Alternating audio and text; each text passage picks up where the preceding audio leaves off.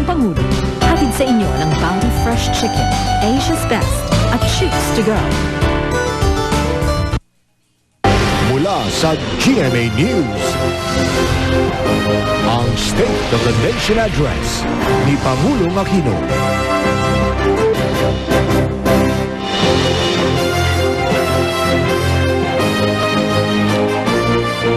Kamusta po? Magandang hapon sa inyong lahat. Sa loob na humigit kumulang isang oras, maririnig na natin ang countdown ng State of the Nation Address na ika-15 presidente ng ating Republika, si Pangulong Benigno Simeon Aquino III. Ako po si Mel Tiangco. Ako po si Mike Enriquez. Isa na namang makasaysayang araw na tututukan natin. Samahan niyo po kami sa special coverage na ito ng GMA News and Public Affairs. Ito ang SONA 2010. Kasama po nating magiging saksi sa SONA 2010, sina Arnold Clavio at Vicky Morales na nasa Batasan Pambansa. At nakatutok naman ang ating mga kapuso na sina June Veneracion. Si June nasa Ever Gotesco sa may Commonwealth Avenue sa may Quezon City, kung saan naroroon ang iba't ibang mga militanteng grupong nakikita nyo sa likuran niya. Sa St. Peter Parish naman sa Commonwealth Avenue pa rin, kasama natin nakaantabay sa sitwasyon sa mga rally, si Rafi Tima. Samantala mga kapuso, makibalita muna tayo kay Jay Taruk na nakatutok sa convoy ni Pangulong Noynoy Aquino patungo ng Batasan Pambansa. Jay, ano ng balita dyan? Mike, bandang alas 2:50 umalis ang Pangulong Noynoy Aquino sa kanyang tahanan dito sa Midnight Street. Kasalukuyan nga tayong kumakonvoy sa kanya. Kanina dumaan siya sa West Avenue. May 2 beses siyang nabintin sa traffic dahil napakaraming sasakyan, mga jeep, nagsasakay ng mga pasahero. Pero after ng mga 2 beses na nabintin sa traffic ang Pangulong Noynoy Aquino, ay dumiretso na ang convoy dito sa may bandang Mindanao Avenue. At kung saan ay dire-diretso na yung convoy, medyo nagbabagalang ng kaunti dahil napakabigat ng daloy ng tipo. Sa ngayon ay nandito na kami sa elliptical circle at malapit na kaming dumating dito sa may City Hall, sa Quezon City Hall, kung saan wala nang gaanong hadlang ang convoy ni Pangulong Noynoy Aquino, Mike. So nakikita natin ngayon itong convoy ni Pangulong Noynoy na wala nang humaharang halos at tumatabi na yung ibang mga sasakyan, Mike. Jay, kamusta ang traffic dyan sa mga nadaanan at mga dadaanan ni Presidente Noynoy? Kanina, Mike, kaya medyo mabigat yung daloy ng trapiko dahil dun sa mga jeep na nagsasakay baba ng kanilang mga pasahero. Pero dito, pagdating na namin dito sa may elliptical circle, ay magaan na yung daloy ng trapiko at hindi nga gaanong umahataw itong convoy ni Pangulong Noynoy. Nakita natin na mangilan-ngilan lamang yung kasabay naming sasakyan at narito medyo malapit na kami sa Commonwealth Avenue sa may Philcoa at napakala na itong convoy at na pinangungunahan nga nitong presidential car, itong sinasakyan ni Pangulong Noynoy Aquino. At wala na tayong nakikitang gaanong sagabal maliban lamang sa natatanaw natin na mangilan-ngilan pa rin mga sasakyan. Mike, mukhang dire-diretso na itong presidential convoy. Okay, Jay, maraming salamat at kung may panahon pa, babalikan ka namin. Maraming salamat, Jay Taruk. Mga kapuso, may gusto ba kayong marinig sa kauna-unang SONA ni Pangulong Noynoy Aquino? Pwede ninyo iparating yan sa amin sa pamagitan ng aming Twitter account na twitter.com/GMA News. Mag-log on lang sa inyong Twitter account at babasahin namin ang ilan sa mga kuro-kuro ninyo. Sa mga may Facebook account naman dyan, maaari kayong magbigay ng inyong mga kuro-kuro at mga pahayag sa SONA 2010. Mag-log on lang po kayo sa www.facebook.com/GMA News TV at i-post ang inyong mga mensahe sa aming wall. Gaya po ng sa Twitter, babasahin po namin on air ang ilan sa inyong mga reaksyon. Kaya mga kapuso, huwag po kayong bibitiw. Ito ang SONA 2010.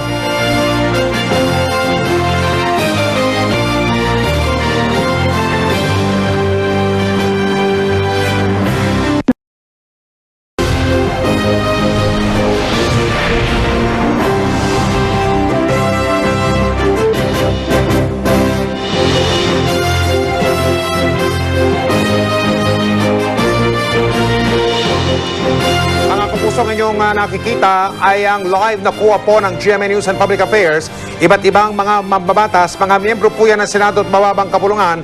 Ayan po si Congressman Singson o Governor ng Ilocos Sur. At sila po ay nandyan na sa loob na yun, si Congressman Ortega ng La Union. Ito yata, kung hindi ako nagkakamali, ay si Vice Governor Levis Tibayton ng lalawigan ng Batangas, si Vice President Giorgio Marbinay. Dumating na rin po mga kapuso, halos lahat po ng mga mambabatas. Ayan, Senador Escudero ay nasa tinatawag na plenary hall. Makikita po natin mamaya kung didiretso po dyan si Pangulong Arroyo sa plenary hall na yan o kung siya ay mananatili muna sa tinatawag na holding room. Kasama ni Vice President Binay ay ang kanyang anak na alkalde ng lungsod na Makati na si Mayor Junjun Binay. Nasa likod nila si dating Senador Ernesto Maceda. Ayan po ang nahalal kaninang umaga na Presidente ng Senado, Senador Juan Ponce Enrile. Silang dalawa ni si Speaker na ba? Del Monte. Oo, mga kapuso. Si Arnold Clavio at si Vicky Morales nandun po sa lobby ng Batasang Pambansa. Kamustahin natin ang sitwasyon doon. Vicky and Arnold, kamusta kayo dyan? Yes, Mike. Magandang hapon mga kapuso. Talagang matingkad na matingkad itong red carpet na inilatag dito sa may North Lobby ng Batasan at unti-unti na nagsidatingan itong mga VIP natin. Nakita na natin ang ilang kongresista tulad ni dating First Lady Imelda Marcos na ngayon Ilocos Norte Congresswoman na. At talagang eleganteng-elegante siya sa kanyang purple na terno. Nakita rin natin si Congresswoman Lani Mercado na may bahay ni Senator Bong Revilla. At suot naman niya ay pink, sweet na sweet. At Paul Cabral daw ang may gawa ng kanyang damit. Talagang yan ang mga inaabangan ngayon dito eh. Mga makukulay, mga matatingkad na mga shades, ng mga iba't ibang kasuotan nila. Pero syempre ang pinaka-inaabangan natin itong nilalaman nga na magiging sona ni Pangulong Noynoy Aquino na dumating na nga rito sa Batasan Pambansa. Nagkaroon ako ng pagkakataong makausap sina Secretary Arthur Yap, ngayon congressman na rin, at si Secretary Anthony Goles na ngayon ay congressman na rin. Ilan sa mga inaasahan dito na magiging bahagi nga ng SONA na mga patikim nga ni Pangulong Pinoy sa mga nauna na rin panayam sa kanya, itong kaugnay ng naubos sa Calamity Fund at yung padded down na rice importation na parehong naganap noong panahon ng kampanya. Itong dalawang ito, Secretary Yap at Secretary Goles, sa parehong mababatas ngayon, ipalaban sa kanilang aabangan namin, sabi niya, yung ihahayag nito na Pangulo at nakahanda rin silang sagutin punto por punto itong marinig lang ibabahaging SONA mamaya ni Pinoy. Si Congressman Dato Arroyo, yes, nakita natin kanina. No? At syempre maraming inaabang, ayan, si Congresswoman Lucy Torres. At syempre marami tayong inaabangan ngayon. No? Kakaiba ang komposisyon ng Kongreso ngayon. May dating presidente, pero no show na siya ngayong hapon. May dating First Lady tulad ni Imelda. Tapos may international boxing siya. May iba't ibang miyembro ng showbiz tulad nila Lucy Torres at Ayun na, nakita na natin si dating, Pangulong Fidel Ramos. At yan ang mga inaasahang magiging bisita rito, no? Bukod sa mga miyembro ng 15th Congress, nariyan din yung mga miyembro ng Diplomatic Corps, mga iba't ibang bisita, no? Nakita rin natin yung iba't ibang family member, mga may bahay, ng iba't kongresista at senador. At unti-unti na silang dumarating dito, medyo nakarating na ang marami sa kanila dahil inaasahan na nga by 3:30 p.m. dapat nakaupo na sila sa kanya-kanyang mga pwesto sa session hall. Okay, yan muna ang nakalam natin. Back to you, Mike and Mel. Vicky, Arnold, ano yung mga nakita namin ilang mga nakabarong dyan sa loob ng plenary hall na may mga suot na mga button? Mga mambabatas ba yun? Yung mga may button sa bibig nila? Ha? Ayun, no? Napasin ko lang. Ayun, may mga button? Napasin ko lang, mayroong... Ano yun? Ano yung nakalagay? kay Congressman Teddy Casino, mayroon siyang statement, yung stop killing, no? In the Philippines. Yung mga kaninang bilog, alamin natin yan dahil mga... Oo, kasi karamihan sa mga kongresista at senador ay dumaraan doon sa may South Lobby. Nandito tayo ngayon nakapwesto sa North Lobby. Ngunit ilan sa kanila ay dumaraan din dito, no? North or South? So mamaya uusisain natin kung ano-ano yung mga political statement na minsan may mga suot silang, may mga slogan na nakasulat sa kanilang mga barong. Yung iba nakasuot ng mga pin. So isa-isa natin uusisain yung mamaya. Vicky? Vicky? Yes, Mel. Oy, Vicky, syempre napapansin natin yung mga kasuotan ng mga kababaihan, Ay, hindi naku, ba? sinabi mo ito, Mel. Oy, Vicky, lahat ba sila naka-Pilipinyana?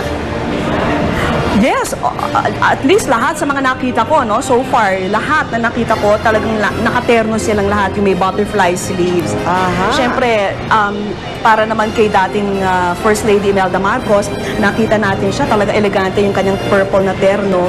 Very reminiscent of her old days as a First Lady, no? Kasi kung matatandaan natin, naglingkod na rin si Imelda Marcos bilang kongresista many years ago. At syempre, inaabangan din natin itong mga baguhang kongresista. Ayan, may mga pink, iba't ibang kulay yung nakikita natin. Inaabangan natin yung mga neophyte na kongresista tulad ni Lucy Torres, Lani Mercado. Syempre, nandiyan din yung may bahay ni dating House Speaker Jose De Venecia na si Gina De Venecia na excited din na mistulang raw parang first day of class itong kanyang Vicky, joint session. Vicky, alamin mo nga kung nandiyan na mga kapatid ni President Noynoy. Babalikan ka namin, ha? Hanapin mo kung nandiyan na yung magkakapatid na Aquino. Maraming salamat sa Ayan inyo, ang inaabangan natin, Arnold maski si and Vicky. Shalani. Patuloy pong nakatutok mga kapuso. Pagpapatuloy ang SONA 2010.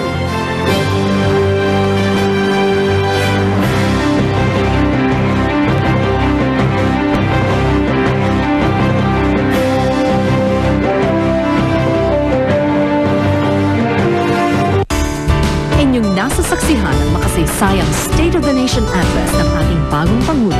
Hatid ng Bounty Fresh Chicken, Asia's Best.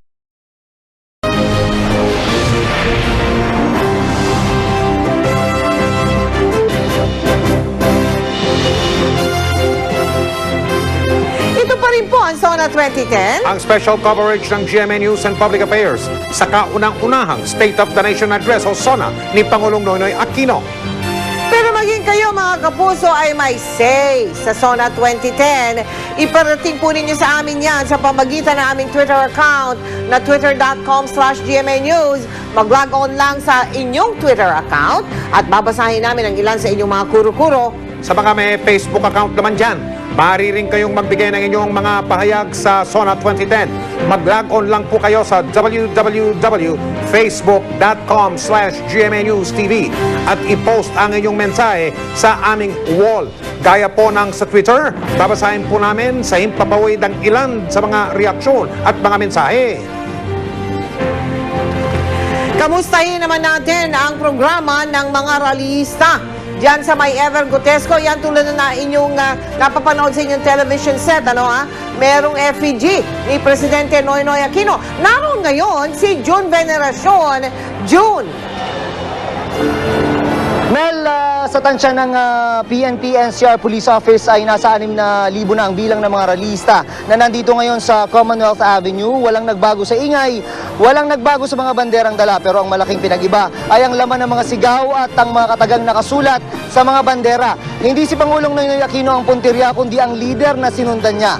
Bibigyan daw ng mga militanteng grupo si Aquino ng panahon para patunayan ang kanyang pangako ng pagbabago. Kaya sa oras na mag-umpisa na ang kanyang SONA, ititigil ang programa ng mga militante dito sa harap nga ng Ever Gotesco para pakinggan si Aquino. Ibang-iba ito sa mga nakaraang Pangulo kung saan hindi pinakinggan ang kanilang SONA ng mga militanteng nagrally.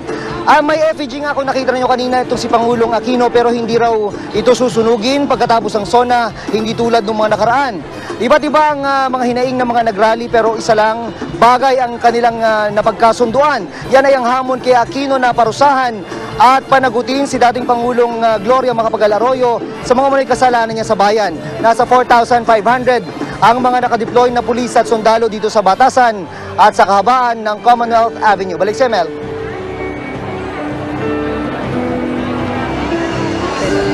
Maraming salamat sa iyo, June Veneracion.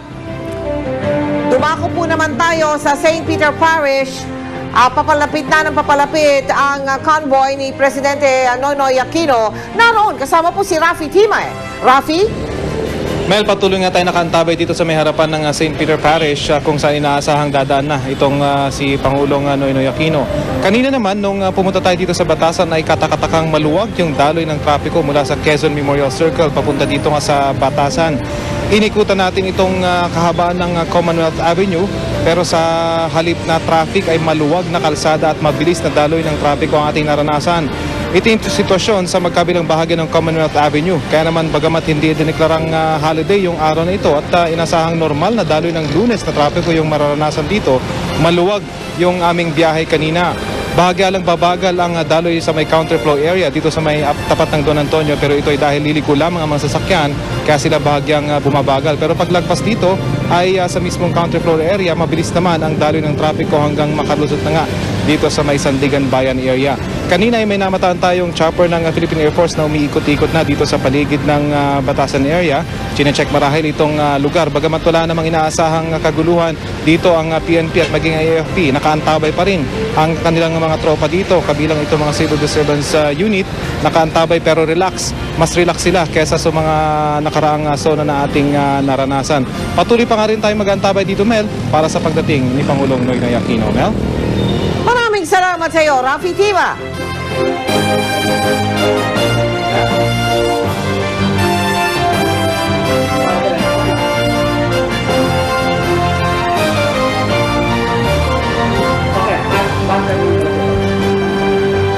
Patuloy ang pagdating ng mga miyembro ng gabinete nandyan din.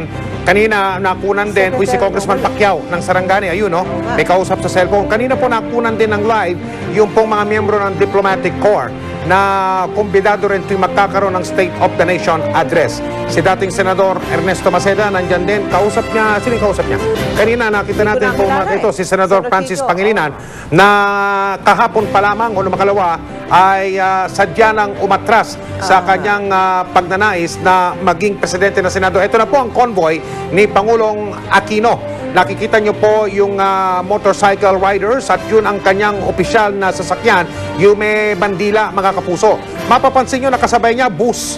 May kasabay siyang bus sa isang bahagi, sa isang tabi. Sa kabila naman may kasabay siyang truck, yung kulay asul, mga kapuso. Sa makatwid, kasabay niya ang normal, kung masasabi natin normal, yan daloy na yan ng trapiko sa may Commonwealth Avenue pag ganitong oras ng hapon.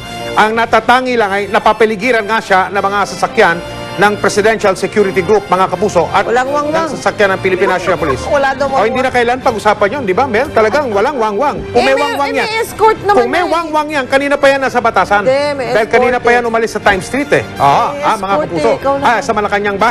Oo, sa Malacanang. Kaya tuloy-tuloy. Lumiko sila. Ito na po, mga kapuso. Sa kabila sila nagdaan. Tama, kinounterflow po. Kanina pang umaga, kinounterflow na po yung kabilang dako ng Commonwealth Avenue, yung direksyon patungong Sabi walang UP. counterflow. Hindi, kanina, hindi, special yun. Okay, hindi counterflow, rerouting ng trapiko. Sabi niya, walang counterflow. Sinara nila yung bahaging yan ng Commonwealth Avenue, yan po yung direksyon patungong Fairview at patungo na pong pambansa. Mula sa puntong yan, sarado na po yan sa trapiko kanina pa.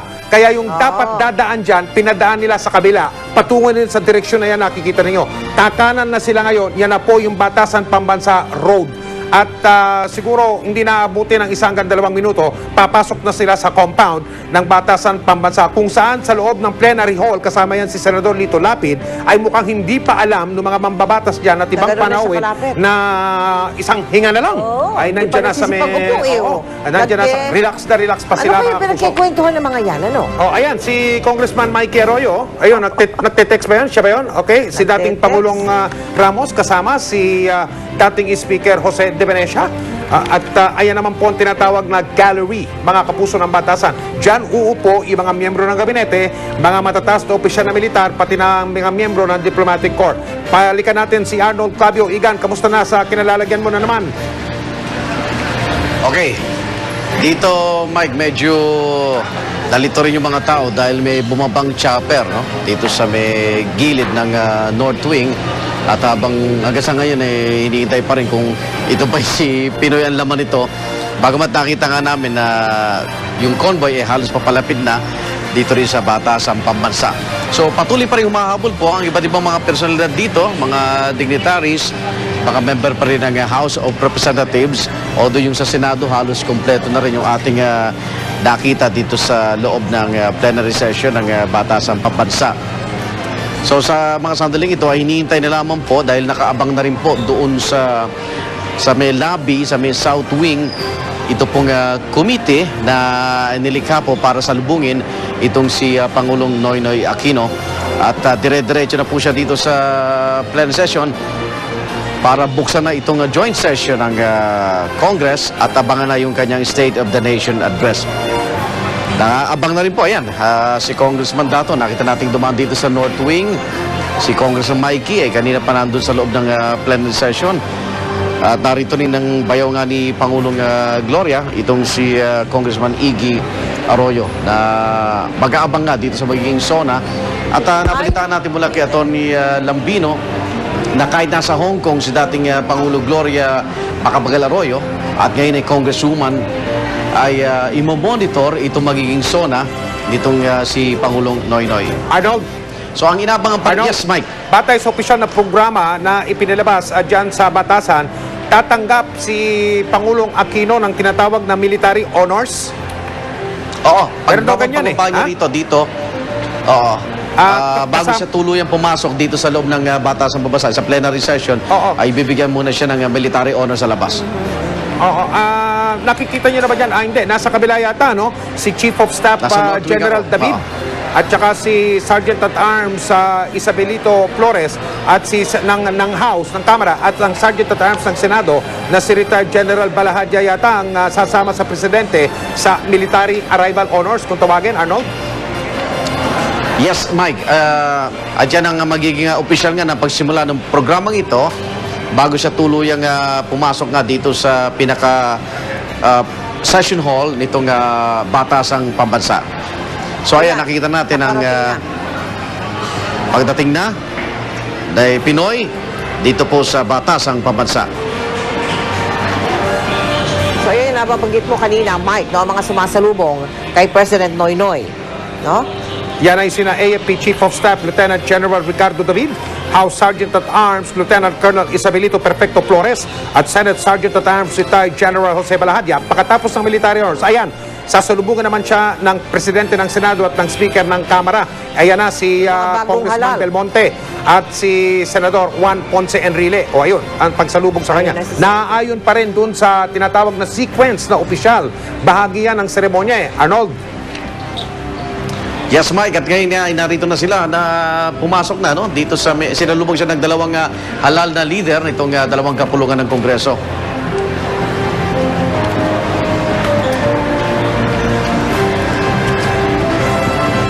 Ano yan? At, Mga kongresista ba yan? Kasama rin sa sumasalubong sa kanya, iba't ibang leader ng Kamara at ng Senado. Committee, yung welcoming committee. Akala ko naman lahat kakamayan ni Presidente Aquino. Hindi. Hindi. So, Arnold, diyan mo sa loob ng session hall, may kanya-kanya silang upuan? May mga pangalan ba ang bawat silya dyan? Naka-assign. Ah. May naka-assign sila at doon sa mismong programa, isinaayos na sila ng mga usher dito sa loob ng session kung saan yung seat designation nila. Actually, ang lakas, nagre-request nga sa paper ng likuran na sila pero hindi pumayag at sundin dapat yung seat designation na napag-usapan na. Kasama rin, no? Mapasin mo, Mike, ano, si Senator Jinggoy Estrada. Pumasok pa sa holding room, Arnold? Holding area, Holding area, ha? Hindi pa dumiretso sa plenary hall? Pero ba yan? hindi pa. Ayan, no?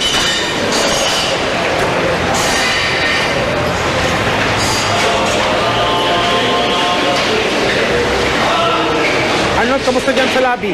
May nagdadatingan pa ba? May umahabol pa? Meron pa, may nakikita pa tayo. Meron pa? Oh, pero oras na pumunta sa plenary session na itong si Pangulo, talagang tradisyonal yung sinasara na yan at wala nang pwedeng makapasok pa o wala na rin pwedeng makalabas din.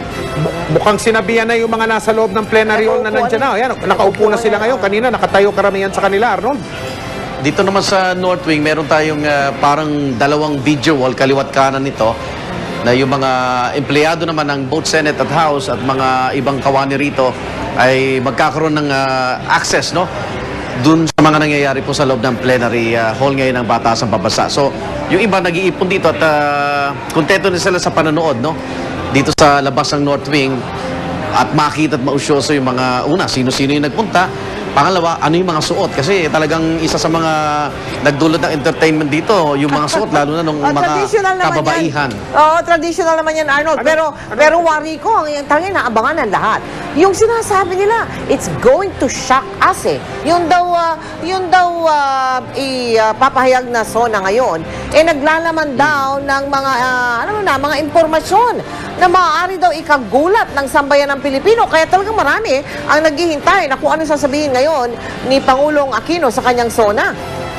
Actually, sa mga nagdaan SONA, Mel, ganun talaga yung parang naging paksa nila, no?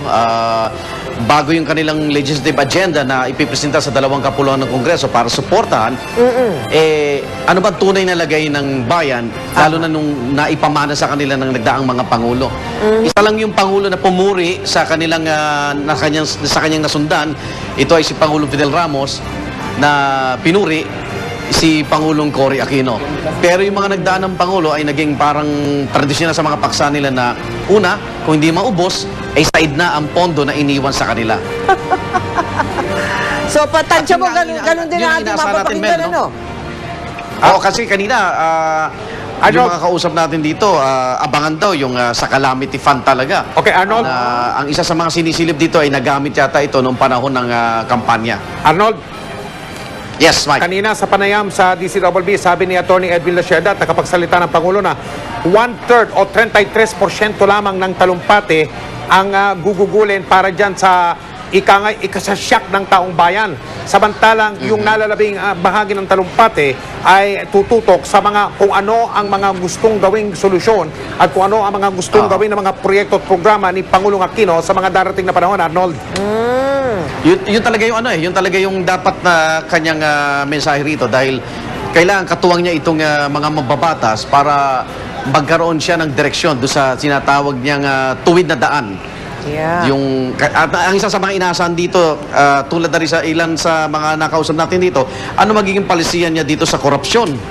Dahil ito ang pinaka-main na kanyang campaign na promise na kung walang korap, walang mahirap. Okay, Arnold, tulad ng mga So, titignan nila paano ito. Tulad ng mga naging seremonya Yes. nung inaugurasyon, itong ganitong State of the Nation Address taon-taon, may simbolo rin ito ha. Ito ay ang pag-ulat ng Presidente ng Republika, kahit sino man siya, sa mga kinatawan ng taong bayan. Tandaan natin, mga kinatawan yan ng iba't ibang distrito, iba't ibang rehiyon, iba't ibang mga probinsya. Yung mga nandyan. Siya lang kumakatawan sa lahat ng mga Pilipino, bata man o matanda, mahirap man o mayaman. At mag-uulat sa kanila ang Presidente taon-taon kung ano ang kalagayan ng ating bansa at kung saan niya binabalak na dalhin ang ating bansa sa mga hinaharap. Arnold. Oh, pero Pero ang kadugtong isa sa niyan, ito nakapaloob sa konstitusyon natin, Mike. Sa katunayan, nasa konstitusyon natin yan, na ang Pangulo ay talagang haharap sa Kongreso tuwing ito'y magbubukas na ng kanilang regular session. Although, of course, pwede siyang magpatawag ng special session anytime, pero sabi ng konstitusyon, kinakailangan naharap siya tuwing ika-4 na Lunes ng buwan ng Hulyo ng taon. Pero ang inaabangan dito talaga ay paano pag-uugnay ni Pinoy kung sasabihin niya na wala ng pondo o nasaid na yung ibang budget ng iba't ibang departamento, saan siya kukuha? Wala kukuha ng pera. Nakapangako rin siya na hindi siya magpapataw ng karagdagang buwis habang siya ang Pangulo ng bansa. So yun ang kailangan hihingi ng tulong sa Kongreso kung saan doon nagsisimula talaga yung mga usapin na may kaugnayan sa koleksyon ng buwis. Arnold, sa Yes. mga naging State of the Nation Address ng mga presidente sa nakaraan, ito na yata ang isa sa kung hindi man na ikangay na build up ng husto. At kaya inaasahan ito yata may suspense ika nga na magiging SONA ng kahit sino mang Pangulo dahil nga sa mga una ng pasabi kung ano ang lalamanin nito. Arnold, ha? Masasyak daw eh. Mel? Ang ginamit na salita Kung matatandaan natin, Ha? itong si Pangulong Noy, siya ay pangalawa lamang sa nagmana ng may pinakamahabang taon ng panunungkulan, no? Una yung nanay niya, si Tita Cory, minana yung halos 20 taon na pamamahala ni Pangulong Marcos at ngayon naman 9 na taon nito. Kaya talaga inaasahan nila, anong pagbabago? Anong pagbabago ba yung magiging bahagi ng kanyang SONA? Ito na ang malinaw na ito at papasok na siya sa plenary hall dahil umupo na sa kanilang upuan si Senate President Enrile at Speaker Belmonte. Lumalabas na si Presidente Noy sa holding area. Si Lay Alvis, nasa loob ng plenary ba? Lay, kamusta dyan?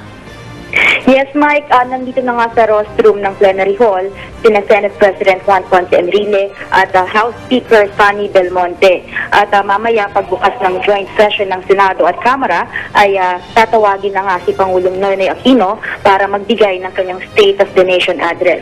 So ngayon ay halos kompleto na ang mga miyembro ng gabinete dito sa gallery.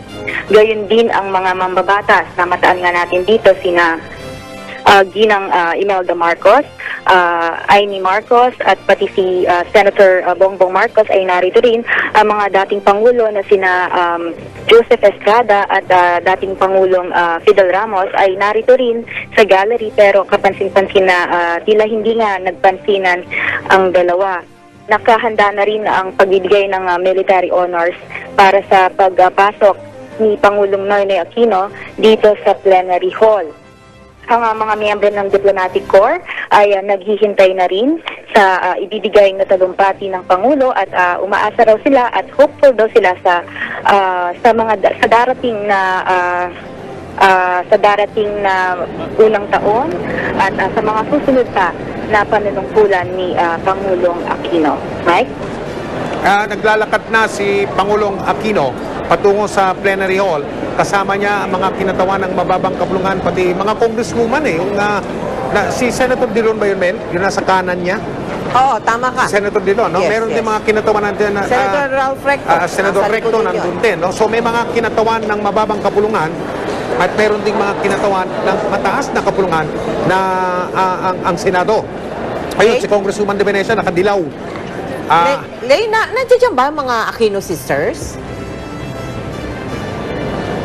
Lay Alvis? Ladies and gentlemen, His Excellency Benigno Simeon C. Aquino III, President of the Republic of the Philippines.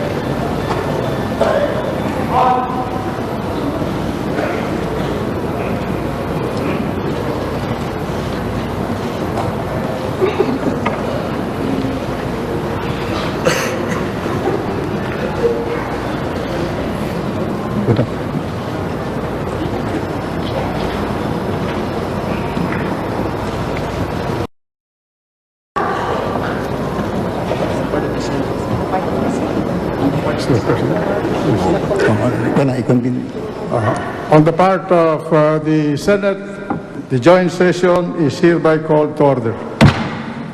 On the part of the House of Representatives, the joint session is called to order. Please, let's remain for the singing of the national anthem.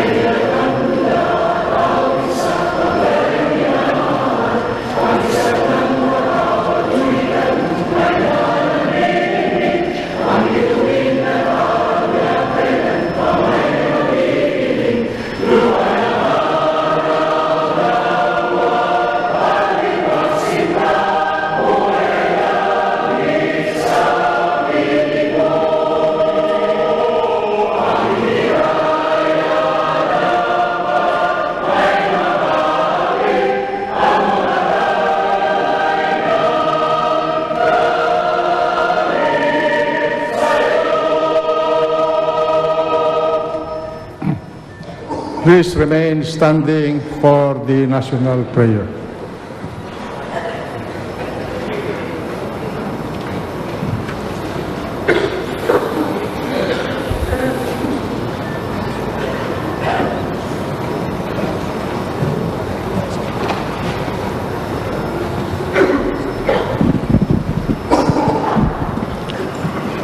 Dinadakila namin, Panginoong makapangyarihan sa lahat.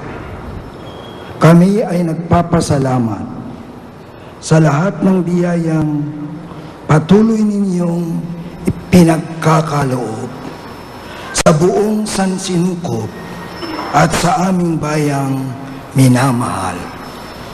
Sa aming pagtitipon-tipon ngayon sa bulwagang ito, Poong pagpapakumbabang humihiling kami ng ibayong patnubay upang maayos at mahusay na maisagawa ang aming adhikain at sinumpaang tungkulin. Naway mapaglingkuran namin ng buong katapatan ang aming mga kababayang nag-atang ng dinadala naming responsibilidad.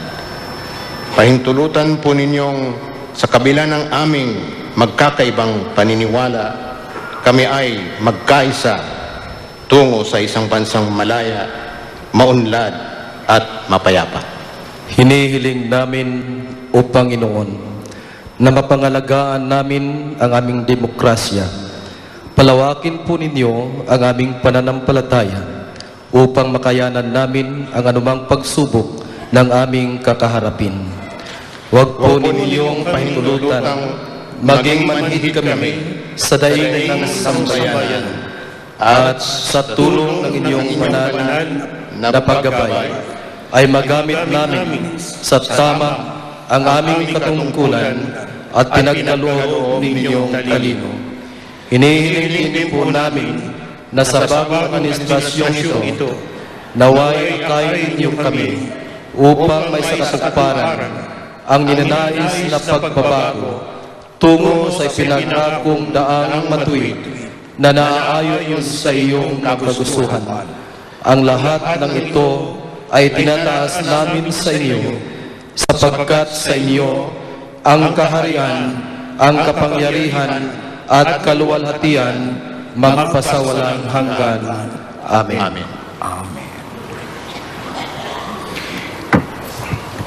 Ladies and gentlemen, honorable members of the Congress of the Philippines, His Excellency Benigno Simeon C. Aquino, the President of the Republic of the Philippines.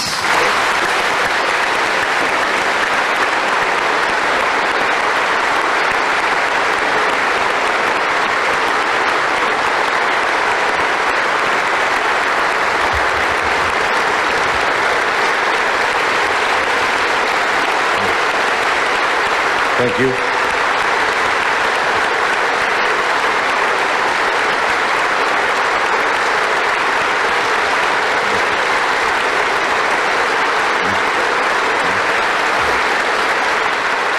Maraming salamat po.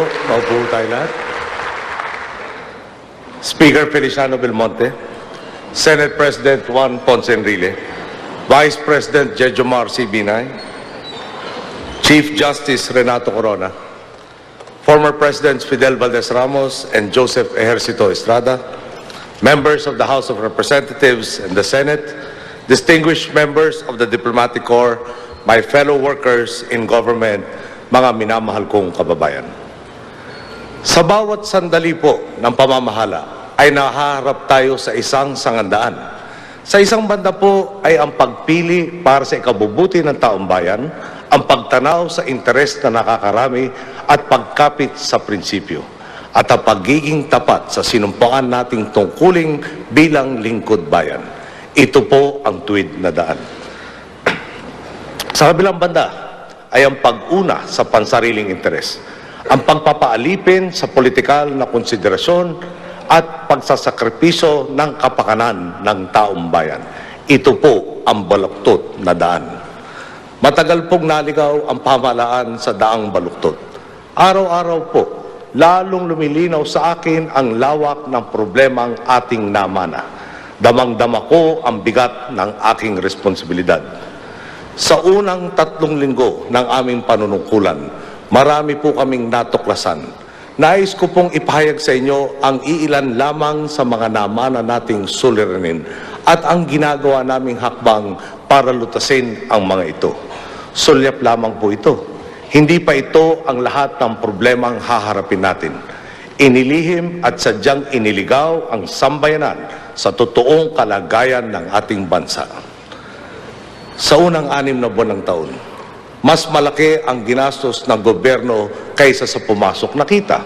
Lalong lumaki ang deficit natin na umakyat na sa 196.7 billion pesos. Sa target ng koleksyon, kinapos tayo ng 23.8 billion pesos. Ang tinataya namang gastos, nalagpasan natin ng 45.1 billion pesos. Ang budget po sa 2010 ay 1.54 trillion pesos.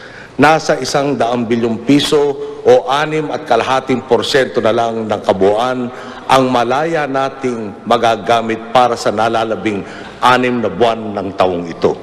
Halos 1% na lang po ang kabuuang budget ang natitira para sa bawat buwan. Saan naman po dinala ang pera? Naglaan ng 2 bilyong piso na calamity fund bilang paghahanda para sa mga kalamidad na hindi pa nangyayari. Napakaliit na nga ng pondo, ngunit kapapasok pa lang natin sa panahon ng baha at bagyo, 1.4 billion pesos o 70% na ang nagastos. Sa kabuuan ng 108 million pesos para sa lalawigan ng Pampanga, 105 million pesos nito ay napunta sa iisang distrito lamang. Samantala, ang lalawigan ng Pangasinan na sinalanta ng Pepeng ay nakatanggap ng 5 milyong piso lamang para sa pinsalang idinulot ng iba pang bagyo ang ngalan ay Cosme na nangyari noong 2008 pa. Ibinigay po ang pondo ng Pampanga sa buwan ng eleksyon. 7 buwan pagkatapos ng Ondoy at Pepeng, paano kung bumagyo bukas? Inubos na ang pondo nito para sa bagyong nangyari noong 1 taon pa. Pagbabayaran ng kinabukasan ang kasakiman ng nakaraan. Ganyan din po ang nangyari sa pondo ng MWSS. Kamakailan lamang, pumipila ang mga tao para lang makakuha ng tubig. Sa kabila nito, minabuti pa ng liderato ng MWSS na magbigay ng gantimpala sa sarili kahit hindi pa nababayaran ang pensyon ng mga retiradong empleyado. Noong 2009, ang buong payroll ng MWSS ay 51.4 million pesos. Pero hindi lang naman po ito ang sahod nila.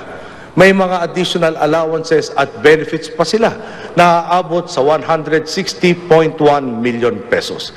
Sa madaling sabi, nakatanggap sila ng 211.5 million pesos noong nakaraang taon. 24% lang nito ang normal na sahod at 76% ang dagdag. Ang karaniwang manggagawa, hanggang 13th month pay plus cash gift lang ang nakukuha. Sa MWSS, aabot sa katumbas na mahigit sa 30 buwan ang sahod, kasama na ang lahat ng mga bonuses at allowances na nakuha nila. Mas matindi po ang natuklasan natin sa pasahod ng kanilang Board of Trustees. Tingnan po natin ang mga allowances na tinatanggap nila. Umupo ka lang sa Board of Trustees at Board Committee meetings, 14 mil na. Aabot ng 98 mil ito kada buwan. May grocery incentive pa sila na 80 mil. Bonus, anniversary bonus, year-end bonus, at financial assistance. May Christmas bonus na, may additional Christmas package pa. Kada isa sa mga ito, 98 mil. Sa suma total po, aabot ang lahat ng 2.5 milyong piso kada taon sa bawat membro ng board, maliban sa pakotse, technical assistance at pautang. Uulitin ko po, lahat ng ito ay binigay nila sa kanilang mga sarili habang hindi pa nababayaran ang mga pensyon ng kanilang mga retirees. Pati po ang Lamesa Watershed ay hindi nila pinatawad. Para magkaroon ng tamang supply ng tubig, kailangan alagaan ang mga watershed. Sa watershed po, puno ang kailangan. Pati po iyon na dapat puno ang nakatayo, tinayuan nila ng bahay para sa matataas na opisyal ng MWSS. Hindi naman sila agad maaalis sa pwesto dahil kabilang sila sa mga midnight appointees ni dating Pangulong Arroyo. Iniimbestigahan na natin ang lahat ng ito kung mayroon pa silang kahit kaunting hiya na natitira, sana na lang silang magbitiw sa pwesto.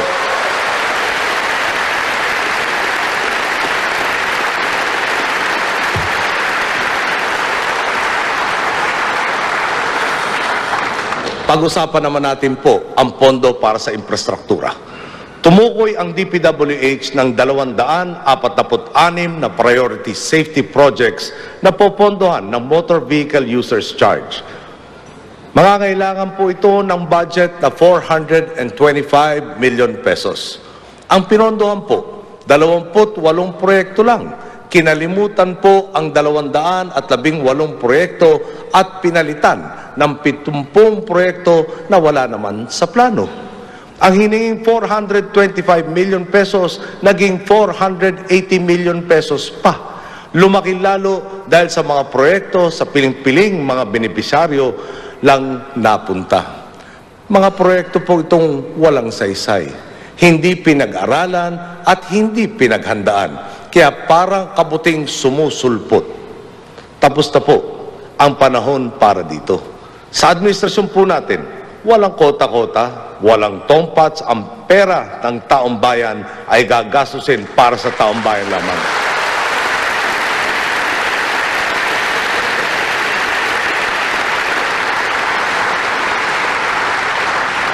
Meron pa po tayong natuklasan.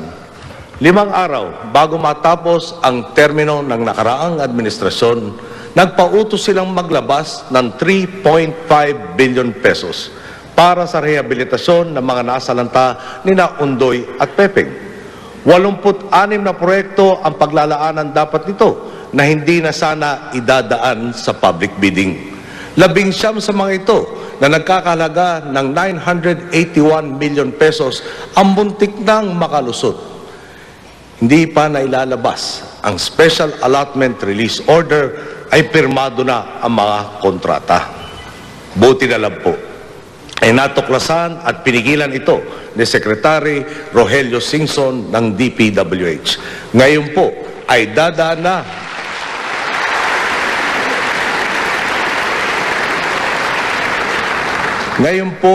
dadaan na ang kabuuan ng 3.5 billion pesos sa tapat na bidding at magagamit na ang pondo na ito sa pagbibigay ng lingap sa mga nawalan ng tahanan dahil kina Undoy at Pepeng.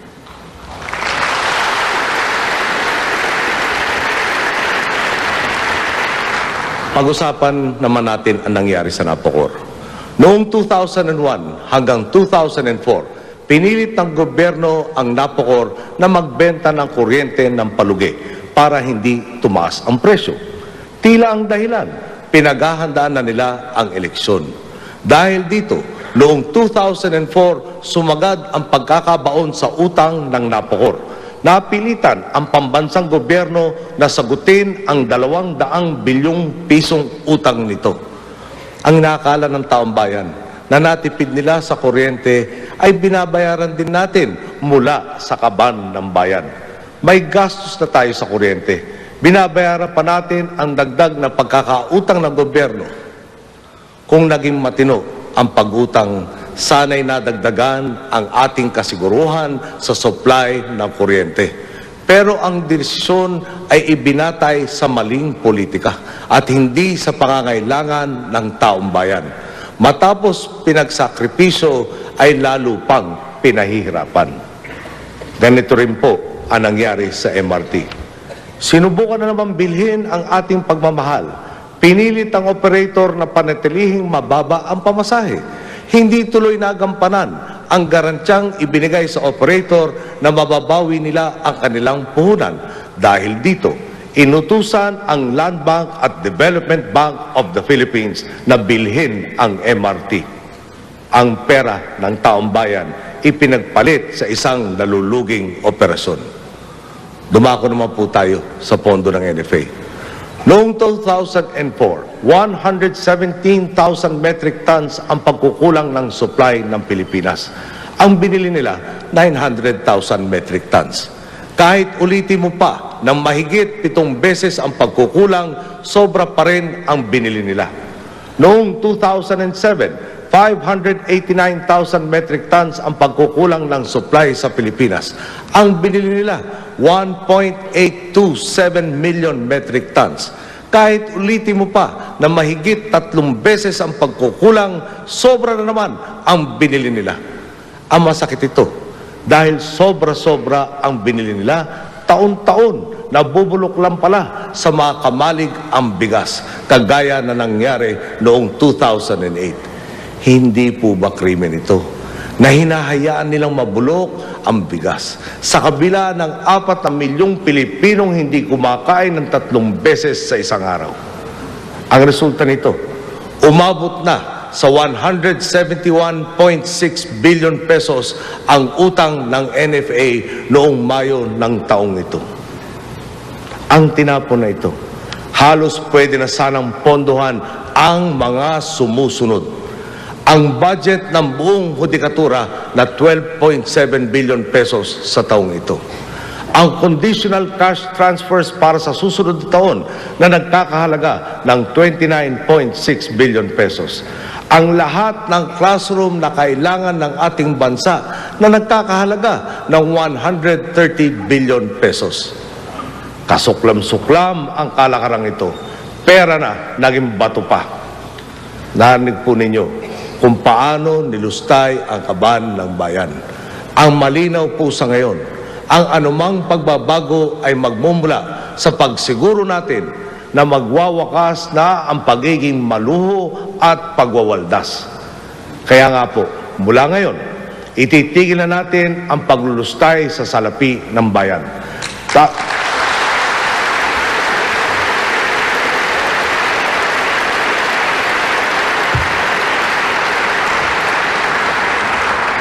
Tatanggalin na natin ang mga proyektong mali. Ito po ang punto ng tinatawag nating zero-based approach sa ating budget. Ang naging kalakaran po, taon-taon ay inuulit lamang ang budget na puno ng tagas. Dadagdagan lang ng kaunti, pwede na. Sa susunod na buwan ay mag-aayon tayo ng budget na kumikilala ng tama sa mga problema at magtutuon din ng pansin sa tamang solusyon. Ilan lang ito sa mga natuklasan nating problema. Heto naman po ang ilang halimbawa na mga hakbang na ginagawa natin. Nandiyan po ang kaso ng isang may-ari ng sanglaan. Bumili siya ng sasakyan tinatayang nasa 26 na milyong piso ang halaga.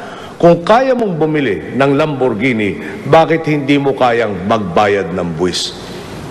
Nasampahan na po ito ng kaso sa pangunguna ni Finance Secretary Cesar Purisima, Justice Secretary Laila De Lima, BIR Commissioner Kim Henares at Customs Commissioner Lito Alvarez.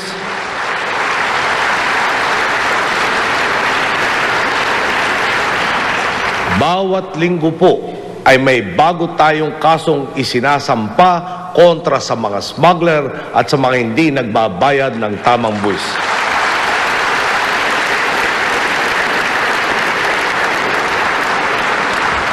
Natukoy na rin po ang salarin sa mga kaso ni na Francisco Baldomero, Jose Daguio at Miguel Belen. 3 sa 6 na insidente ng extralegal killings mula nang umupo tayo. 50% po ng mga insidente ng extralegal killings na nangyari sa maikling panahon ng ating panunungkulan ang patungo na sa kanilang resolusyon. Ang natira pong kalahati ay hindi natin tatantanan. Ang pag-usig hanggang makamit ang katarungan.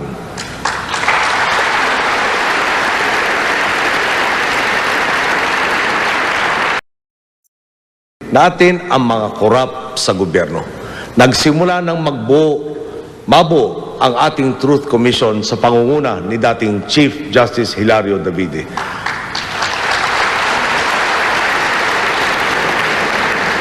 Hahanapin natin ang katotohanan sa mga nangyaring di umano katiwalian noong nakaraang 9 na taon.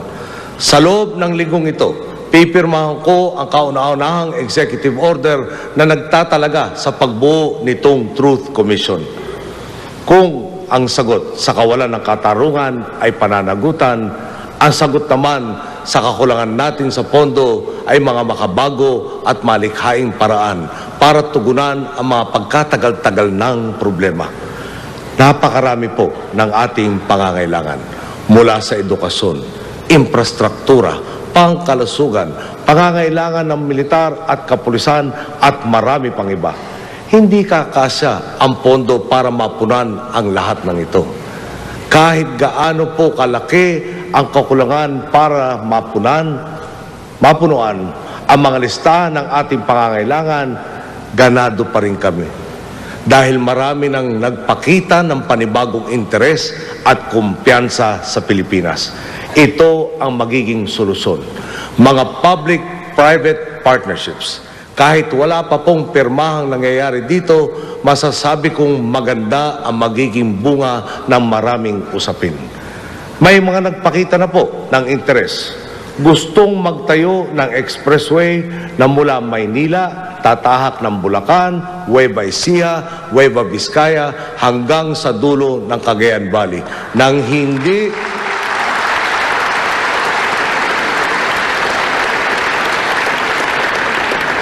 hindi gugugol ang Estado kahit na po piso. Sa larangan ng ating sandatahang lakas, mayroon po tayong 36,000 nautical miles na baybayin. Ang mayroon lamang tayo, 32 barko. Itong mga barkong ito, panahon pa ni General MacArthur. May nagmungkahi sa atin. Ito ang proposisyon. Uupahan po nila ang headquarters ng Navy sa Rojas Boulevard at ang Naval Station sa Fort Bonifacio. Sagot po nila ang paglipat ng Navy Headquarters sa Camp Aguinaldo. Agaran, bibigyan tayo ng $100 milyong at dagdag pa sa lahat ng yan. Magsusubi pa sila sa atin ng kita mula sa mga negosyong itatayo nila sa uupahan nilang lupa. Sa madali pong sabi, makukuha natin ang kailangan natin, hindi tayo gagastos, kikita pa tayo.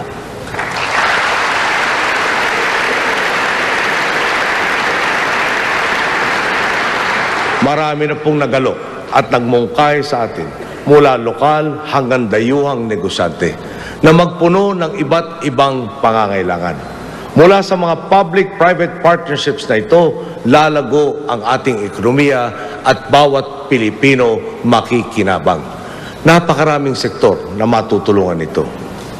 May papatayo na po ang infrastrukturang kailangan natin para paluguin ang turismo. Sa agrikultura, makakapagtayo na tayo ng mga grains terminals, refrigeration facilities, maayos na road networks at post-harvest facilities. Kung maisaayos natin ang ating food supply chain sa tulong ng pribadong sektor, sa halip na mag-angkat tayo, ay maaari na sana tayong mangarap na mag-supply sa pandaigdigang merkado. Kung may tatayo ang minumungkahi sa ating mga railway system, bababa ang presyo ng bilihin. Mas mura, mas mabilis, mas maginhawa at makakaiwas pa sa kotong caps at mga kumokotong na rebelde ang mga buwabiyahe.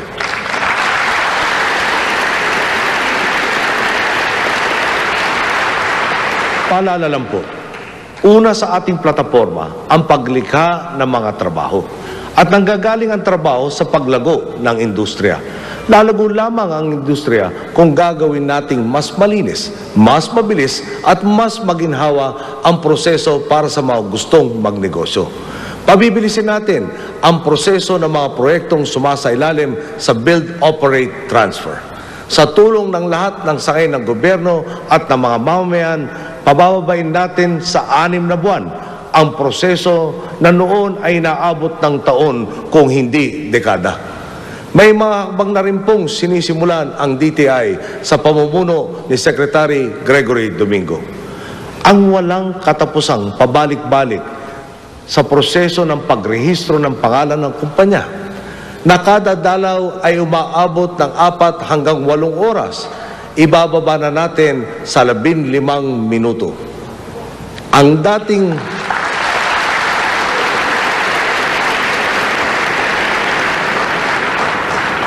dating listahan ng 36 na dokumento, ibababa na natin sa 6. Ang dating 8 pahinang application form, ibababa na natin sa 1 pahina. Nananawagan ako sa ating po mga LGUs, habang naghahanap tayo ng paraan para gawing mas mabilis ang pagbubukas ng mga negosyo, pag-aralan din sana nila ang mga kanilang mga proseso. Kailangan itong gawing mas mabilis at kailangan itong itugma sa mga sinisimulan nating reforma.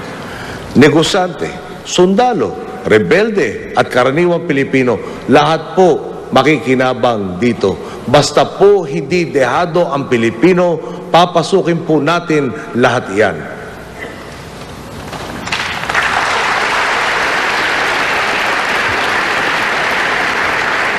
Kailangan na po nating simulan ang pagtutulungan para makamit ito. Huwag nating pahirapan ang isa't isa.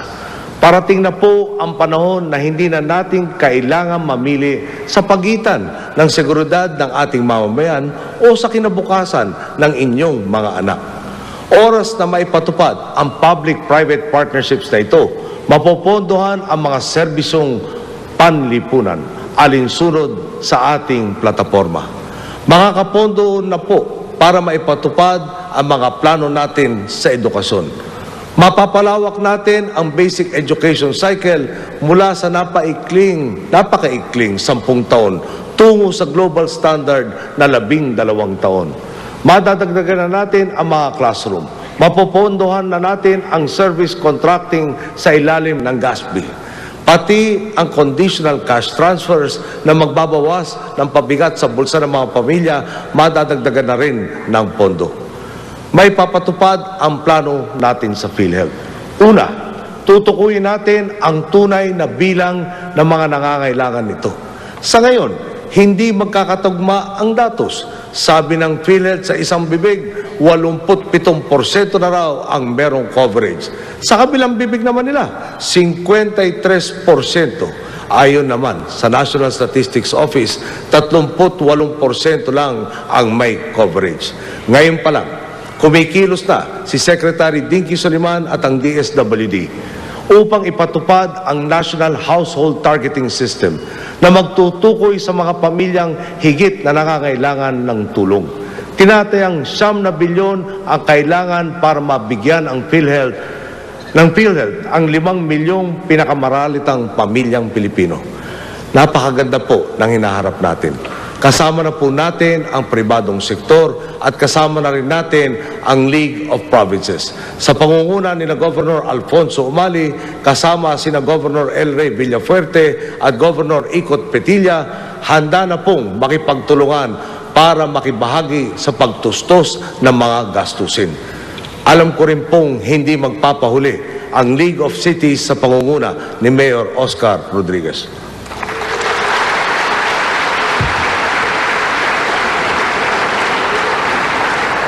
Kung ang mga gobyernong lokal ay nakikiramay na sa ating mga adikain, ang Kongreso namang pinanggalingan ko, siguro naman maasahan ko din.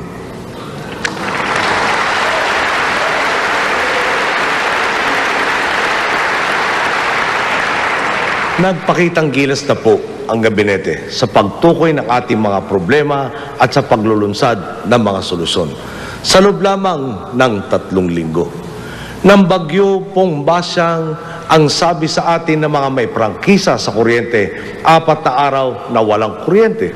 Dahil sa mabilis na pagkilos ni Secretary Rene Almendras at ng Department of Energy, naibalik ang kuryente sa halos lahat sa loob lamang ng 24 oras.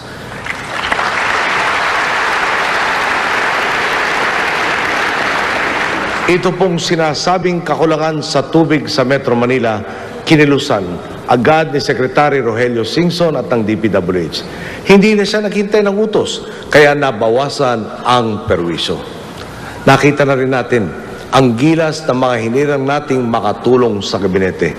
Makatwira naman po sigurong umasa na hindi na sila padadaanin sa butas ng karayom para makumpirma ng Commission on Appointments.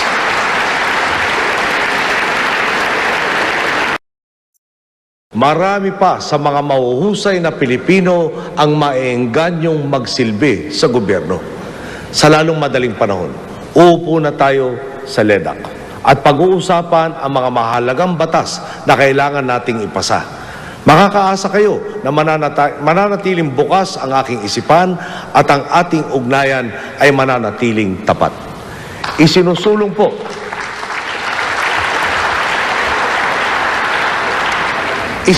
po natin ang Fiscal Responsibility Bill kung saan hindi tayo magpapasa ng batas na mangangailangan ng pondo kung hindi pa natukoy ang panggagalingan nito.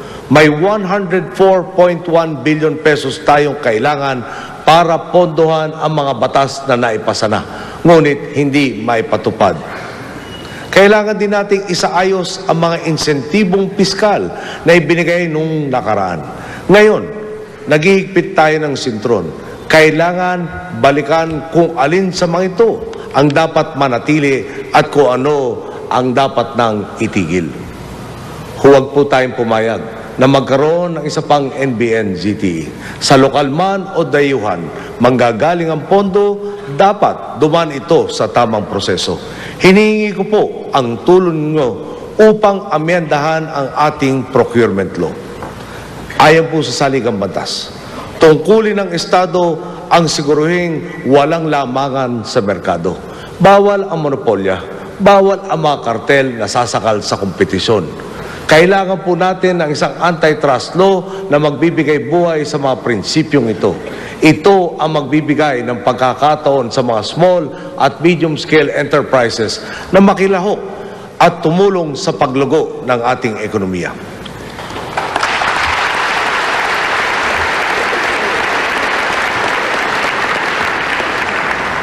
Ipasa na po natin ang National Land Use Bill. Una rin pong naging batas ng Commonwealth ang National Defense Act na ipinasa noong pang 1935. Kailangan ng palitan ito ng batas na tutugon sa pangangailangan ng pambansang seguridad sa kasalukuyan. Nakikiusap po akong isulong ang Whistleblowers Bill upang patuloy ng iwaksi ang kultura ng takot at pananahimik.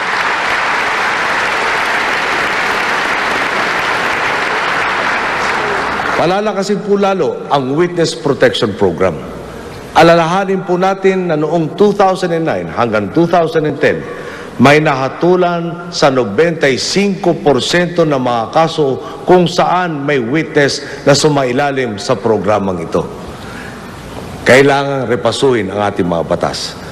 Nananawagan po akong umpisahan na ang rekodifikasyon ng ating mga batas upang siguruhing magkakatugma sila at hindi salu-salungat. Ito pong mga batas na ito, ang batayan ng kaayusan, ngunit ang punduson ng lahat ng ginagawa natin ay ang prinsipyong wala tayong mararating kung walang kapayapaan at katahimikan. Dalawa ang hinaharap nating suliranin sa usapin ng kapayapaan. Ang sitwasyon sa Mindanao at ang patuloy na pag-aaklas ng CPP, NPA, NDF.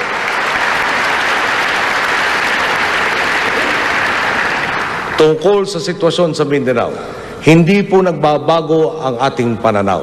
Mararating lamang ang kapayapaan at katahimikan kung mag-uusap ang lahat ng apektado. Moro, Lumad at Kristiyano, inatasan na natin si Dean Marvic Leonen na mga siwa sa ginagawa nating pakikipag-usap sa MILF. Iiwasan natin ang mga pagkakamaling nangyari sa nakaraang administrasyon kung saan binulagan na lang ang mga mamamayan ng Mindanao.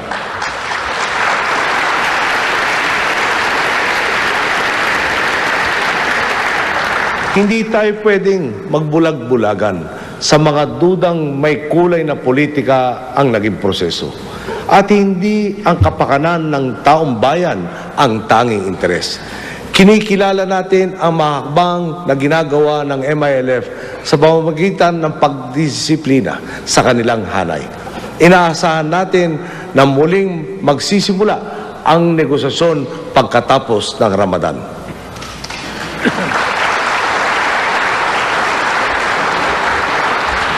Tungkol naman po sa CPP, NPA, NDF, tanong ko lang po, handa na ba kayong maglaan ng konkretong mungkahi sa halip na pawang batikos lamang?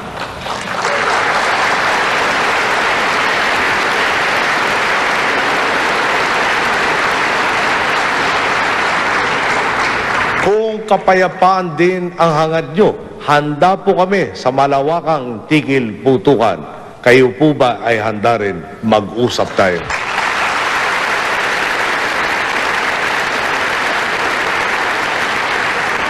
Mahirap magsimula ang usapan habang mayroon pang amoy ng pulbura sa hangin. Nananawagan ako, huwag po nating hayaang masayang ang napakagandang pagkakataong ito upang magtipon sa ilalim ng iisang adhikain. Kaya kapayapaan at katahimikan po ang pundasyon ng kaunlaran. Habang nagpapatuloy ang barilan, patuloy din ang pagkakagapos natin sa kahirapan. Dapat din po nating mabatid, ito ay panahon ng sakripisyo. At ang sakripisyong ito ang magiging puhunan para sa ating kinabukasan. Kaakibat ng ating mga karapatan at kalayaan ay ang tungkulin natin sa kapwa at sa bayan. Inaasahan ko po ang ating mga kaibigan sa media, lalo na sa radyo at sa print, sa mga nagba-block time at sa community newspapers. Kayo na po mismo ang magbantay sa inyong hanay. Mabigyan buhay sana ang mga batayang prinsipyo ng inyong bukasyon, ang magbigay linaw sa mahalagang isyu, ang maging patas at makatotohanan, at ang itaas ang antas ng pampublikong diskurso.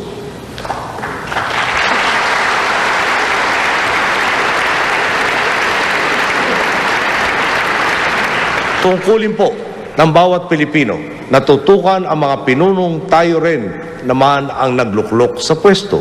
Humakbang mula sa pakikialam tungo sa pakikilahok. Dahil ang nakikialam, walang hanggan ang reklamo. Ang nakikilahok, nakikibahagi sa solusyon.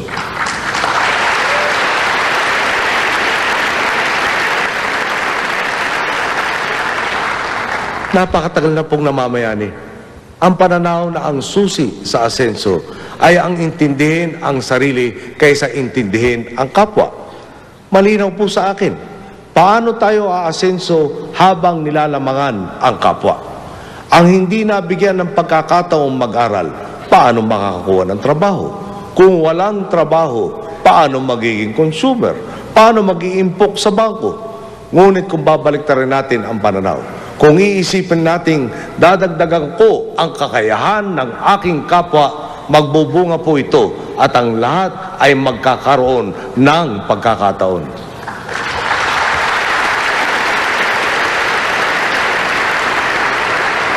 Maganda na po ang nasimulan natin at mas lalong maganda pa po ang mararating natin. Ngunit huwag nating kalimutan na mayroong mga nagnanasang hindi tayo magtagumpay. Dahil kapag hindi tayo nagtagumpay, makakabalik na naman sila sa kapangyarihan at sa pagsasamantala sa taong bayan.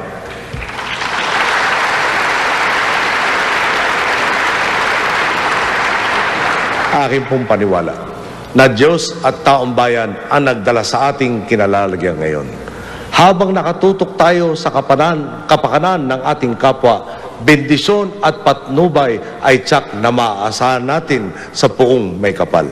At kapag nanalig tayo na ang kasanggan natin ay ang Diyos, mayroon ba tayong hindi kakayanin?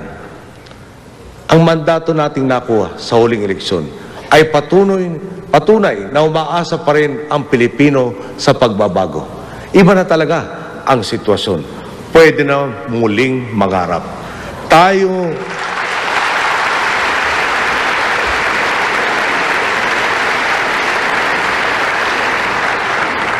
nang tumungo sa katuparan ng ating mga pinangarap. Maraming salamat po. Magandang hapon sa inyo lahat.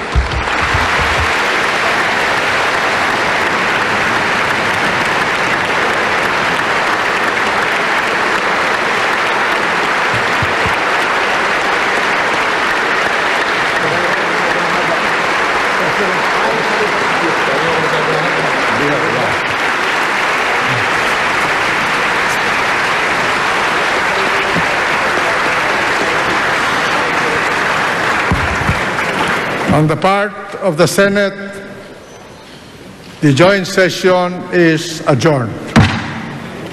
On the part of the House of Representatives, the joint session is adjourned. Mr. President, God bless. God bless. Kamag-alala dito sila.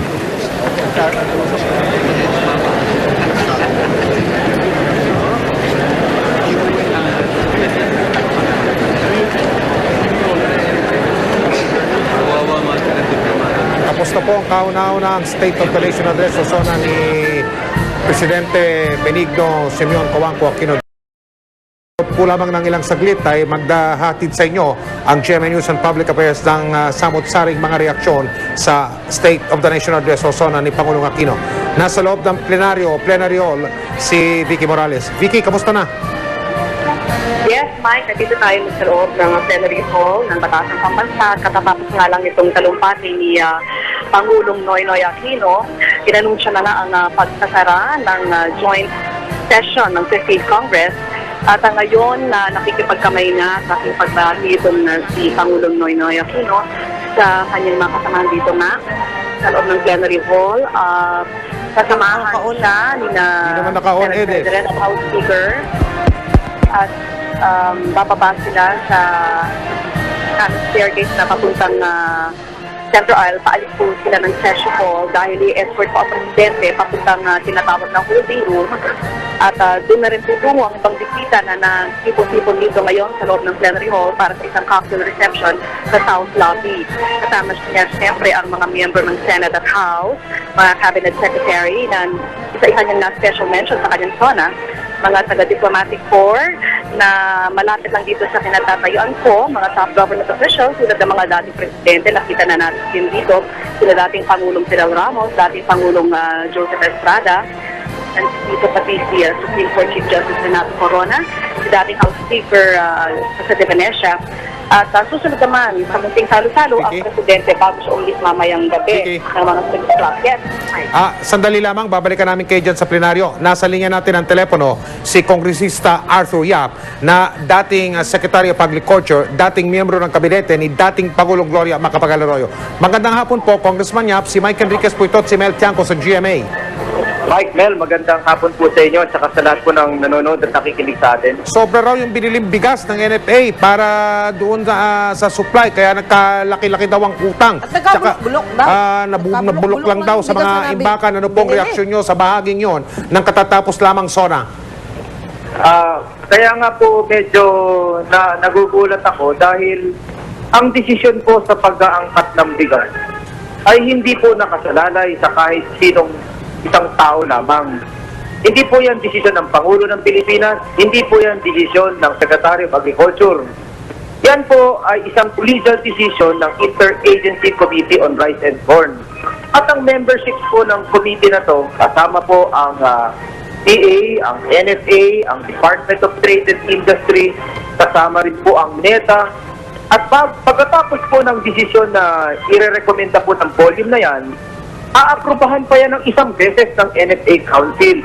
Ito po ay kasama naman po dito ang Department of Finance at kasama po ang Bangko Sentral ng Pilipinas. Kaya kung ang sinasabi po ay nag-over-import po tayo, kanino pong rekomendasyon yon? Kailangan po natin pag-aralan ang rekomendasyon at balikan natin ang rekomendasyon ng mga ahensyang nag-recommend po nun. Hindi, Congressman, hindi ba inuulat sa inyo na may mga bigas sa mga warehouse na nabubulok? Hindi ba alam yan ng... Wala po. Ako po ay natapos po ang termino ko ng March 2. At nang natapos yung termino ko ng March 2, hindi naman po ako nakatanggap ng report na meron pong nabubulok na bigas. Kanino pong responsibilidad na i-monitor ang supply ng bigas, pati na kung ano ang nandito na, ano ang naka-imbak, ano ang parating pa, etc. etc. Doon sa mga ahensya na binanggit nyo, Congressman? Siyempre po, National Food Authority. Ang National Food Authority? Opo, kaya ano pa ito? Is this a case of over-importation? Is this a case of mismanagement of stock? Diba? So, Congressman, yung volume po ng over-importation, yung recommendation ng volume, that is approved by two bodies. Yung management naman po ng stock, kailangan po yung National Food Authority naman po ang namamahala nun. So, Congressman, sa harap po ng ito na nga pagbatikos no diyan sa importation daw ng bigas. Kayo po ba bilang the immediate past sekretaryo ng Department of Agriculture, sa ngayon po ba meron kayong binabalak na pagpapaliwanag na gawin sa ating Pangulong Aquino? Talaga, sinabi ko na nga po na ang dapat nga po talagang magpaliwanag dyan ay yung nag-recommend ng import volume na yun. Ako naman po ay handang sumagot at any time. Kaya nga po nung tumawag But kayo you will ngayon, not initiate, Congressman, Ano po? but you will not initiate? Is that what you're saying? I will weigh my options right now. Because as a member of the House, kailangan ko rin po i-weigh kung anong tamang pong gagawin ngayon based on the revelations of President Aquino. I will contribute whatever needs to be contributed to the settlement of this issue, kung ano ba talaga ang nangyari dyan. Maraming salamat po, Congressman Yap. Opo. Maraming po salamat. Huwag niyo wag po Salamat kayong po. bibitiw, mga kapuso, sa special coverage ng GMA News and Public Affairs. Diyan lang po kayo magpapatuloy ang SONA 2010.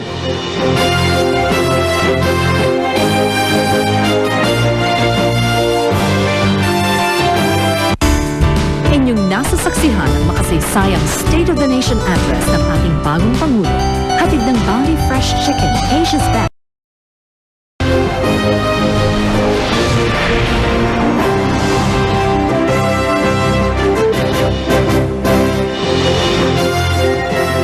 Balikan po natin ang mga kaganapan sa batasang pambansa. May report si Arnold Clavio. Arnold. Okay, maraming salamat. Mel at Mike, dito pa rin halos lahat Sabi mo, nagulat doon sa mga unang mga ibinulgar nitong si Pinoy. Pero ang ilan sa mga concern pa rin nila itong nabanggit na public-private partnership na ni Pinoy para maisulong ang kanyang mga programa at ilang mga pag-amyenda na kailangan na ng tulong ng Kongreso. At lalong nagdulot dito ng ilang mga reaksyon ay yung kanya apila sa Commission on Appointments para hindi na pahirapan pa o ikangay dumaan sa butas ng garayom itong mga kanyang member ng gabinete. So ngayon, isa-isa na po nilalabasan. Yes. Arnold, may pagkakataon ka na bang makakuha ng reaksyon ng iba dyan sa mga congressman doon sa mga senador, no? Doon sa naganap na binigay na SONA ni Pangulong Aquino? Dito sa lugar ko, iba yung naglalabasan dito, galing sa taas, ano? So, doon sa may isang bahagi, pinipilit natin makakuha dito ng mga magbibigay agad ng kanyang reaksyon hinggil dito sa mga panawagan ni Pinoy na maaaring makatulong itong dalawang kapulungan ng Kongreso para sa ikatatagumpay, no, nung kanyang maiangat ang buhay na bawat Pilipino. At alam mo talagang tinukoy ni President Aquino kung ano talagang gusto niya mangyari. Yung kanyang legislative agenda talagang diretsuhan niya sinabi. Arnold? Detalyado. Arnold? Yes, Mike. Batay sa opisyal na schedule, si Pangulong Aquino ay pupunta sa tinatawag na Presidential Holding Room. Malamang nandun na siya ngayon. At doon, siya tsaka mga miyembro ng gabinete at mga miyembro ng mababa at mataas na kapulungan kasama ng diplomatic corps at ilang mga matataas na opisyal ng gobyerno at mga panauhin ay pupunta sa South Lobby at doon magkakaroon ng cocktail reception. At tapos, pag nag-umpisa na yung cocktail reception sa South Lobby, ang presidente lalabas ng Presidential Holding Room at siya ay makikihalubilo doon sa cocktail reception sa South Lobby, Arnold. At yun na nga ang inaasahan na nating magiging after itong kanyang SONA. Yun na ang magiging direksyon. Dito, isa-isa na nga naglalabas yung ibang mga member ng Kamara at nagkakaroon na rin ng mga... Ang inabangan dito yung yung mga anak nitong si dating Pangulong Gloria Arroyo. At syempre, yung mga dating gabinete na ngayon ay narito ngayon sa Kamara de Representantes. Arnold, maraming salamat sa iyo, ha? Tutungo muna kami sa kinaroroonan ni Ivan Mayrina na ngayon daw po ay nasa loob pa rin na session hall. Ivan, may mga nakuha na ba kayong reaction dyan? Mike, Mel, katunayan, kasama ko ngayon si Congressman Dato Arroyo. Mike, subukan natin ipasa yung telepono sa kanya. Kung si Mel Dato, live tayo doon. Hello, Congressman. Good afternoon. Magandang hapon po. Magandang hapon po. Si Mike Enriquez po ito at si Mel Tiangco sa GMA. Opo, yes sir. Reaksyon lang dun sa naging talumpati ni Presidente Aquino. Hindi kung reaction lang po. Siyempre, ang sa akin lang po mas siguro yung karamihan po ng talumpati ni dating Pangulo, ni Pangulong Aquino, siguro pagbibintang lang po sa mga ginawa ng dating administrasyon. Pero yung balita ko naman po, yung mga ibang figures po na binanggit niya po kanina, medyo inconsistent po yung mga figures na yon. At yun po kayang patunayan po, idol, ng mga dating miyembro ng gabinete. Congressman, ano po ang tugon nyo sa panawagan ni Presidente Aquino sa mga mambabatas katulad ninyo na makiisa sa mga programa at mga proyekto at mga gawain na gustong Hello, Congressman. Sorry po, sir. Ano po? Ano pong tugon ninyo doon sa panawagan ni Presidente Aquino sa Kongreso na makisama sa administrasyon para maisulong yung mga proyekto, programa, pati na mga batas na kinakailangan na gusto nilang isulong? Congressman. Sir, kami po sa minority, ang marching orders naman po talaga namin ay makipag-cooperate sa liderato ni lalo na po sa legislative agenda ni Presidente Aquino. At hanggang ngayon po, committed po kami doon. Hindi po kami yung minority na makikipaglaban lang porket minority lang po kami. Kami po ready makipagtulungan. Si Mel Tiangco po may tanong. Congressman, maraming po salamat. Congressman, meron ho ba kabilin sa inyo ang inyong ina, si dating Pangulong Gloria Arroyo, na kung sakasakali, anong tansya ninyo? Tansya ba ninyo, the former president, talagang sasagutin o lilinawin itong mga Sorry po ma'am, hindi po kayo marinig. Maraming sabay-sabay po nagkasalita. Okay, ito pong tanong ko, Congressman, do you hear me? Yes ma'am. Do you hear me? Good. Sa tansya nyo ho ba ang inyong ina, dating Pangulo natin, si Gloria Arroyo, Yes, ma'am. sasagutin itong mga ikanin nyo, mga paratang ito, ito sa tansya ba ninyo, sasagot ang dating Pangulo dito o lilinawin? Kaya po yan ma'am paliwanagan ng mga dating miyembro ng kabinete. Kasi yung mga binibigay po mga figures kanina, ma'am, sa pagkaintindi ko po, yung sa mga agencies, and then yung mga dating namumuno po ng mga ahensya yan, kayang-kaya po nilang paniwalagan. And ang pagkaintindi ko nga po, yung mga figures po na binigay ng team po ni Pangulong Aquino, medyo inconsistent po sa totoong figures. I think marami po dyan ma'am ang paresolbaran kung nakipag-upo lang po yung mga incoming cabinet officials. Di ba dati po nga may nag-aalok yung mga outgoing cabinet officials na makipag-meeting sa mga incoming. Marami po sigurong gusto na mas maayos at mas mapaliwanag. Would you advise your mother na ipulong ulit itong mga concerned people na ito nabanggit ninyo para magbigay ng pagpapaliwanag dito sa mga nabanggit ni Pangulong Aquino? Kayo, as a congressman, as a son. Sila mismo, they've been volunteering to answer. Oh, really? Can we get some names, Congressman? Can we get some names from you? You have to check, ma'am, with yung si Len Bautista po, yung dating head ng PMS. I think most of the questions are being routed to her, ma'am. Thank you very much, Congressman. Mike? Congressman, maraming salamat po. Sige po, Congressman, maraming pong salamat. Mga kapuso, patuloy po kayong nakatutok dito sa special coverage ng GMA News and Public Affairs ng SONA 2010. Maraming salamat din, Ivan Mayrina. Manatili po kayong nakatutok sa special coverage ng GMA News and Public Affairs sa unang SONA ni Pangulong Noynoy Aquino. Papatuloy ang SONA 2010.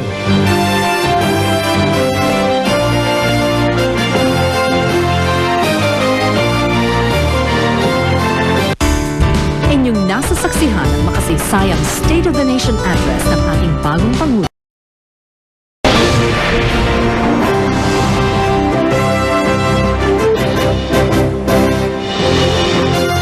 Tuloy-tuloy po ang ating special coverage ng SONA 2010. Alamin po natin ang sitwasyon sa mga sandaling ito doon naman sa rally sa may Evergotesco, sa may Commonwealth Avenue. Nandun po si June Veneracion. June, kamusta dyan?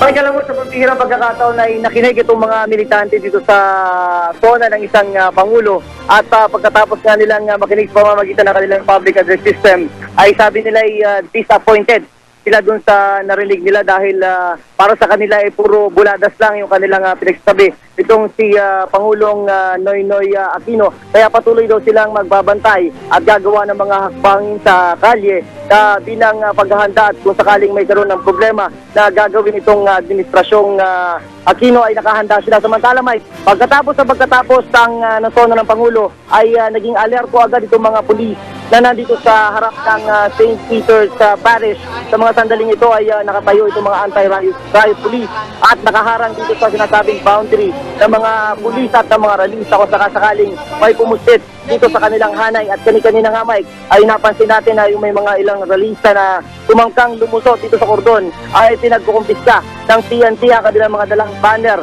at mga flag, Mike. Palseo. Maraming salamat, June Veneracion. Huwag po kayong bibitiw, mga kapuso. Magpapatuloy ang SONA 2010.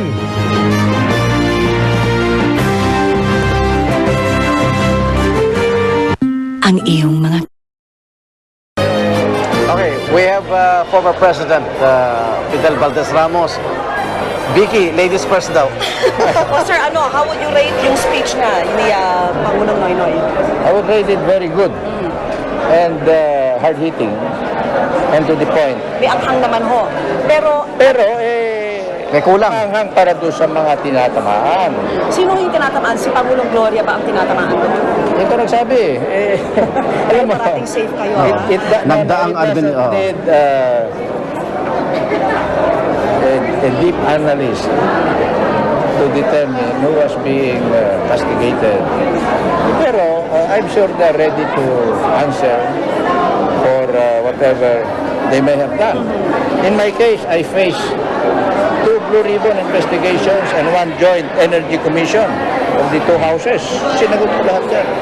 And in all cases, we were upheld by a Supreme Court decision. Pero kung may pagkukulang po doon sa speech niya. Ito, sa palagay ko, lilitaw din yan within the next 100 days or 1 year, maybe in the next one, dahil sa ang roadmap ang hinahanap ko Kung si Presidente ay Presidente ng lahat na tao dito. And we are all on board the same Republic of the Philippines shape. So, ang interest natin ay umasenso, umangat, at mabilis ang takbo. Parang kailangan patunayan judgment call ng Pangulo yon, di ba? Lahat ng desisyon. Maybe that's the way he segregated his messages, no? Kasi yung sinabi niya bilang chief executive lamang ng gobyerno Pero yung mga overseas workers, I'm sure they're expecting something else to hear, no? Siguro ibang regional deja vu siguro kayo dahil dati nag-attend rin kayo ng SONA. Nagmamin niya na si Pangulong At saka nagsabi nila ako na SONA ko tapos 6 na taon. Yes, and then now you have Kaya kung paghaluin mo yung immediate, yung midterm, which is the 6 years of his term, and the long-term strategic generational, which is 1 generation. Siyempre, matutuwa ang mga mamamayan dahil sa nakikita nila kung saan tayo tutungo dito sa ating barko na nag-iisa, Republic of the Philippines. Okay. Thank you very much. Salamat po. Ayan na. Maraming salamat. Dating Pangulong Fidel Ramos. Dami pa. So, yan po ang kanyang pananaw. Babalik tayo dito sa SONA 2010. Maraming salamat sa inyo, Arnold Clavio at Vicky Morales. Sila po ay nagulat mula sa Batasang Pambansa. At yan muna mga kapuso, ang mga pinakahuling balita kaugnay sa kauna-unahang State of the Nation Address ni Pangulong Noynoy Aquino. Marami pa po mamaya sa 24 oras at sa patuloy na mga pagbabalita ng GMA News and Public Affairs kasama na ang Super Radio DCWB SONA 2010.